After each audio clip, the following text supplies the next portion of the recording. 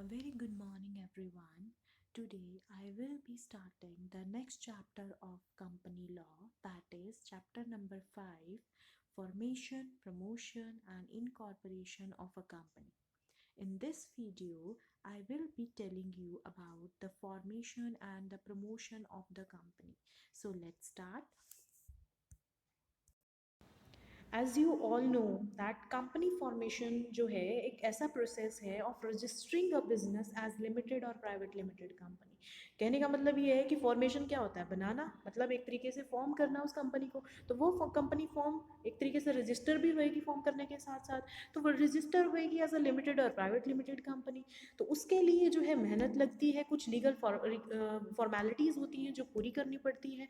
तो ये क्या है, एक लेंथी प्रोसेस है। तो फॉर अ कन्वीनियंस इस सारे प्रोसेस को, क्योंकि एक तरीके से लेंथी प्रोसेस है, तो अपनी कन्वीनियंस के लिए कंपनी ने इस पूरे प्रोसेस को जो है 4 पार्ट्स में डिवाइड किया है। तो वो 4 पार्ट्स कौन से हैं? फर्स्ट है promotion of the company, incorporation और registration of the company, its capital subscription and last is commencement of the business. कहने का ये मतलब है कि डिफरेंट स्टेजेस होती हैं। जब आप कंपनी को फॉर्म करते हो तो आपको 4 स्टेजेस जो है वो एक तरीके से फुलफिल करनी पड़ेगी, तभी एक कंपनी जो है बन सकती है या एक कंपनी को हम चला सकते हैं। तो सबसे पहले आता है promotion of the company. Now let's talk about the promotion of the company.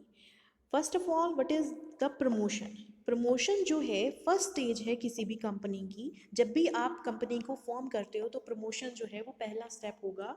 Promotion का मतलब होता है बिगनिंग ऑफ अ कंपनी, मतलब कह सकते हैं कि बिगनिंग मतलब यहाँ ग्रुप ऑफ पर्सन्स या एक इंडिविजुअल के दिमाग में एक आइडिया आया, उस आइडिया को किस तरीके से आप ट्रांसलेट कर सकते हो, मतलब ट्रांसलेट किस तरीके से करोगे कि वो बिजनेस कंसर्न की फॉर्म में ट्रांसलेट हो, कि एक बिजनेस एंटरप्राइज को हम फॉर्म कर सकें। एक बिजनेस आइडिया, छोटा सा आइडिया दिमाग में आया कि मुझे ये काम करना है, तो किस तरीके से करेंगे, कहाँ से कैपिटल अरेंज होगी, क्या क्या लीगल रिक्वायरमेंट्स हमको फुलफिल करनी पड़ेगी उस छोटे से आइडिया को एक बिजनेस एंटरप्राइज में ट्रांसलेट करने के लिए, वो होता है आपका promotion.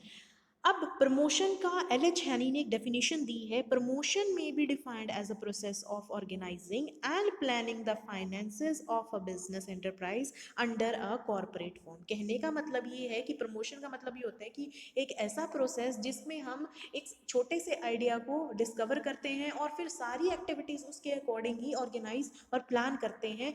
And the second thing is, जो प्रमोशन टर्म है और साथ ही साथ जो टर्म प्रमोटर है, प्रमोशन और प्रमोटर जो ये दो टर्म्स हैं, ये कंपनीज एक्ट में डिफाइन नहीं की गई है। एक तरीके से ये कॉमर्शियल टर्म है, ना कि लीगल टर्म है, ठीक है। और अब नेक्स्ट आता है आपका what are the stages of promotion. अब प्रमोशन में काम क्या क्या होते हैं, क्या क्या स्टेजेस होती हैं। अब हमने बोला कि एक आइडिया डिस्कवर होता है, उस आइडिया को डिस्कवर करने के साथ साथ हमें बहुत सारे काम करने पड़ते हैं बिजनेस एंटरप्राइज को बनाने के लिए। तो वो स्टेजेस क्या हैं?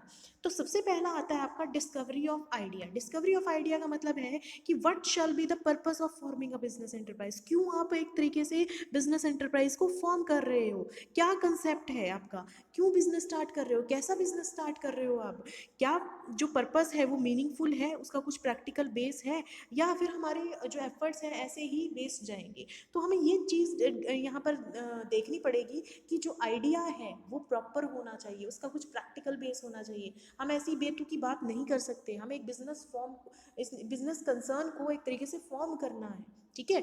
तो सबसे पहले हमें क्या चेक करना पड़ेगा, व्हाट इज द आइडिया। मतलब हमने डिस्कवर तो किया है आइडिया, लेकिन आइडिया है क्या, उसका कुछ प्रैक्टिकल बेस है या नहीं है, वो हो सकता है या नहीं हो सकता।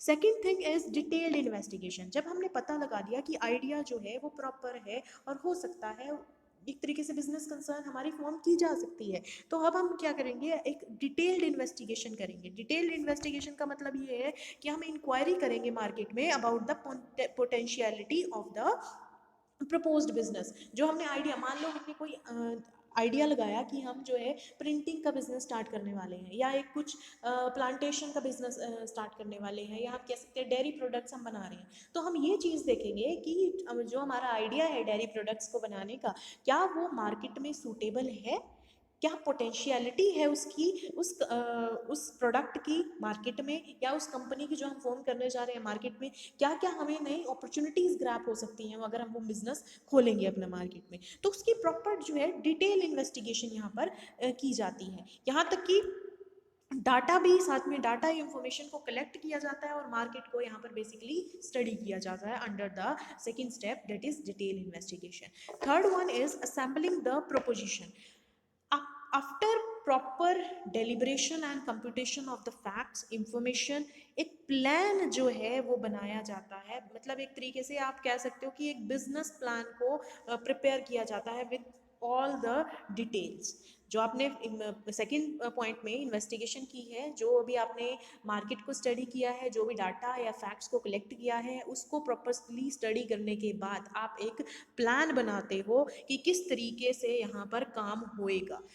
अब नेक्स्ट स्टेप आता है आपका फाइनेंसिंग द प्रोपोजिशन। अब हमने एक्टिविटीज तो डिसाइड कर ली, प्लान तो बना लिया, लेकिन प्लान बनाने के साथ साथ हमें क्या चाहिए, पैसा चाहिए। और पैसा कहाँ से आएगा, हमें डिफरेंट इनसाइड या आउटसाइड रिसोर्सेज को ढूंढना पड़ेगा, कहाँ से हम पैसा इकट्ठा कर सकते हैं।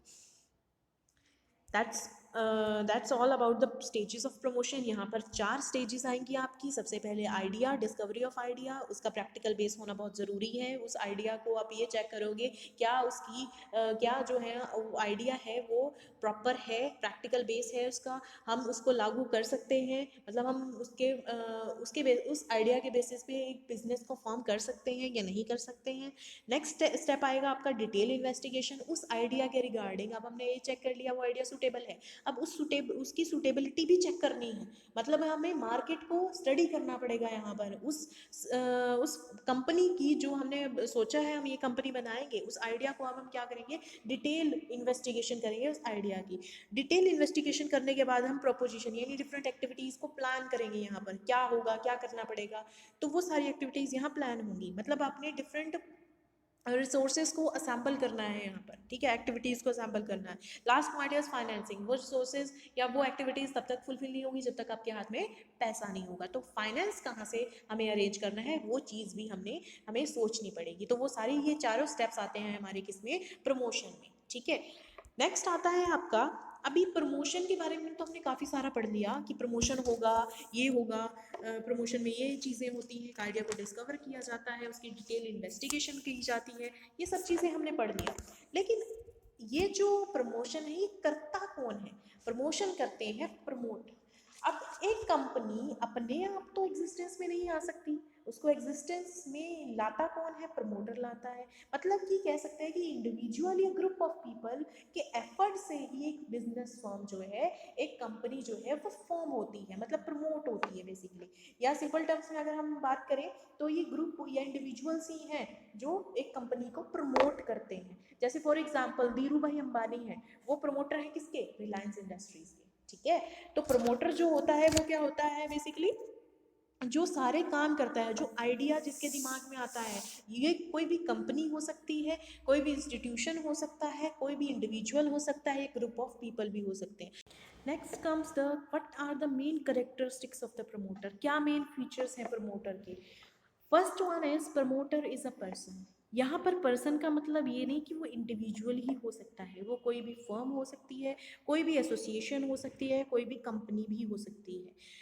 Second one is promoter originate the idea for the formation of the company. अब जो आइडिया से लेकर जो भी काम होते हैं until the commencement of the business, वो सारे कौन करता है बेसिकली, हमारा प्रमोटर करता है।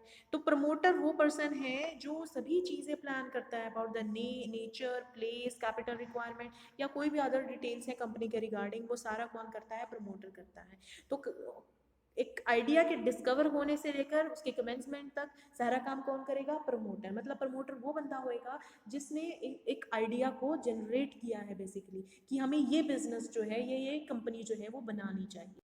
Third point is promoter give practical shape to the idea. एक आइडिया को डिस्कवर करना ये मतलब नहीं है कि हमने बिजनेस को बना दिया, एक तरीके से एक कंपनी को फॉर्म कर दिया।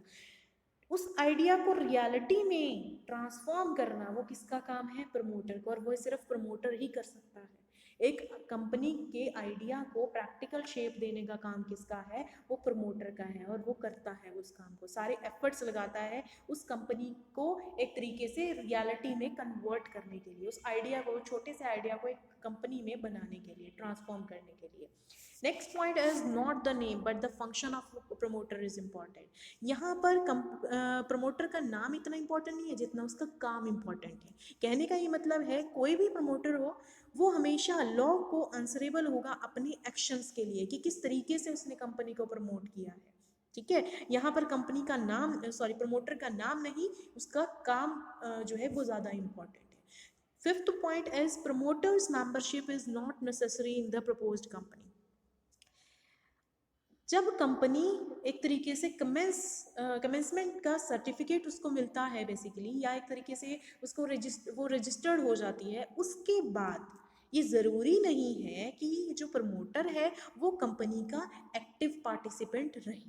ठीक है, वो अपने जो भी कंपनी के अफेयर्स हैं, जो भी उसने काम किया है, वो सब हैंड ओवर करके कंपनी किसी और को, वो अपना अपने आप को क्या कर सकता है, डिसएसोसिएट कर सकता है कंपनी से। ठीक है, तो कहने का ये मतलब है कि प्रमोटर की मेंबरशिप कंपनी में जब वो रन करने लग जाए, ये ज़रूरी नहीं है कि वो मेंबर हो बेसिकली वहाँ पर उस प्रपोज्ड कंपनी में, ये ज़रूरी नहीं है, ये नेसेसरी नहीं है।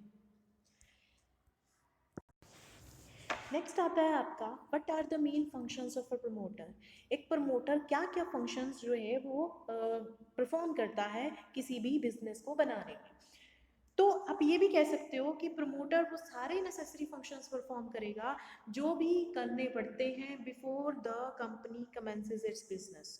मतलब एक तरीके से जब तक कमेंसमेंट का सर्टिफिकेट नहीं मिल जाता किसी भी बिजनेस कंसर्न को, तब से लेकर उससे पहले वाले जितने भी सारे काम हैं वो कौन करेगा, हमारा प्रमोटर करेगा। तो लेट्स स्टार्ट। तो क्या क्या फंक्शंस परफॉर्म करता है हमारा प्रमोटर। सबसे पहली चीज़ तो वो कंपनी के फॉर्मेशन की, किस तरीके से वो कंपनी का फॉर्मेशन होगा उसको डिसाइड करता है, साथ ही साथ पॉसिबिलिटीज़ भी चेक करता है। अभी मैंने जो है डिफरेंट स्टेजेस बताए थे आपको प्रमोशन ऑफ द कंपनी के। तो प्रमोशन ऑफ द कंपनी में सबसे पहला स्टेज आता क्या है, डिस्कवरी ऑफ आइडिया।